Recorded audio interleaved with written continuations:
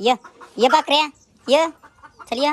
तर मित्रांनो तुम्ही बघू शकता तो आपला पाखरे आणि तो कुणाला सुद्धा दावणीवरती मारत नाही काय नाही. अतिशय गरीब असा आपला भावी हिंद केसरी पाखरे तुम्ही पाहू शकता. आणि भरपूर अशी मैदानं झाली परंतु पाखऱ्या एक दिवस आपल्या मालकाचा नावासाठी पाळणार तर का पाळणार. तर पाहू शकता मित्रांनो पाखऱ्या कसा आहे. इकडून तुम्ही बघू शकता पाखऱ्या भावी हिंद केसरी पाखऱ्या.